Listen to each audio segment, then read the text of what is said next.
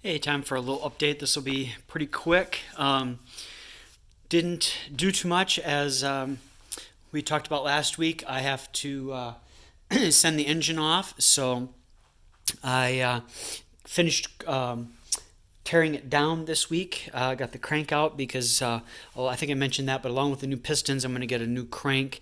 The GT500 is good, but going to get one that is designed for the more horsepower that I am looking to put down.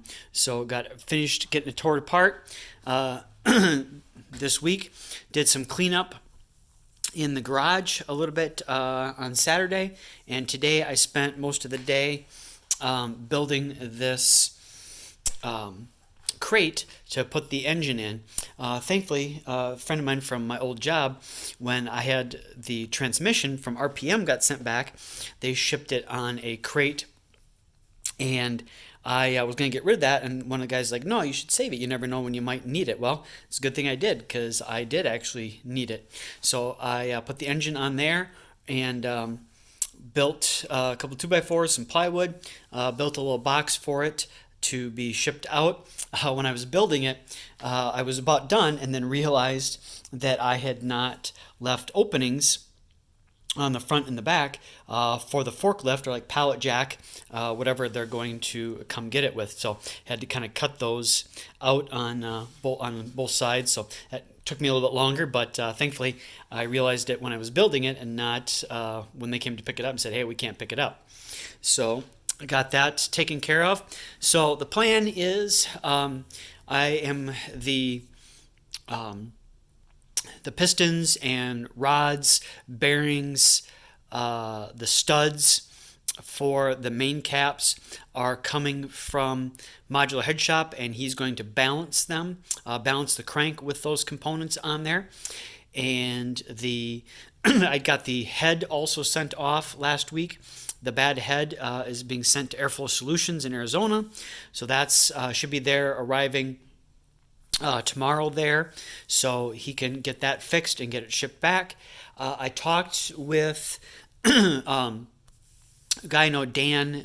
He had some issues with his 14 GT500, and he had a local place up by New Lisbon take care of it for him. They sent it to a shop to have the sleeves put in. It's the first time they had done one of these engines. They did a good job with the machining work, but didn't realize there were several other things they had to do, and so he hasn't been able to drive his in a couple of years because he's got leaking in the water jackets and some leaking into the cylinders. So he had talked to MMR, Modular Motorsports Racing in California, and they had said, oh yeah, we had run into that when we first started doing these too. There's a bunch of extra things you have to do, whatnot.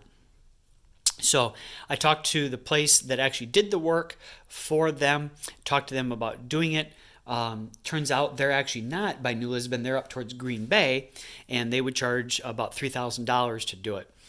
I would have to ship it to them anyways. Obviously, they're in Green Bay. If they were in New Lisbon, I could just drive it, but they're up by Green Bay, so I'd have to ship it. When I talked to MMR, they said they would tell me what to do or talk to the other machine shop. They're not like trade secrets that they're hiding or anything, but they said they would charge $2,400 to do it. The other place is about 4 to 6 weeks out. Modular Motorsports, MMR, is if you wanted them to build it and put it together, he said they're 8 to 10 weeks out. He said we're just crazy busy. However, I said no, I'll take care of building it, just to sleeve it. He said, oh well, just to sleeve it, we could probably do it in 2 to 3 weeks, maybe a little bit less, because we might be able to squeeze it in between some other jobs.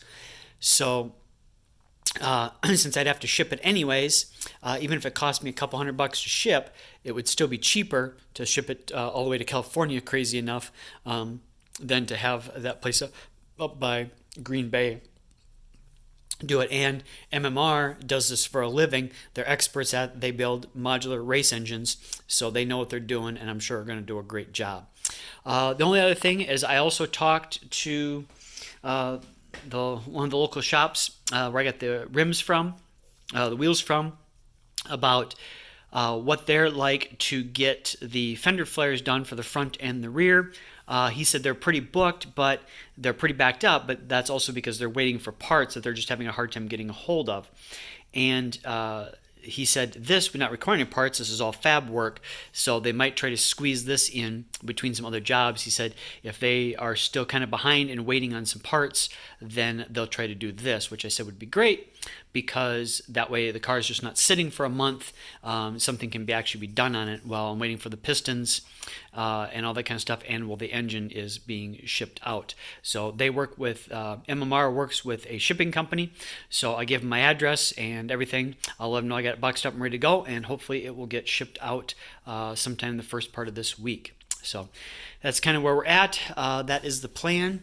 A couple other things I'm probably going to do the car if they don't come pick it up to do the fender flares. I do need to put the piece in the trunk, the molding piece in the back, and that other piece I got for the heated seats option. I have that too. So I'm probably going to take it easy a little bit this week, maybe next weekend if I haven't heard anything from them about coming to pick the car up to do the flares. I probably will do those couple things next weekend. So that's where I guess it ended up being a few minutes longer than I thought. I thought it was going to be like a 2-minute video, but kind of give you an update on where I'm at and the plan for things. But like I said, there may not be any on, or there may be kind of a little bit on and off for a little bit while I'm waiting for things to come in. So that's where we're at. Thanks for watching. Bye.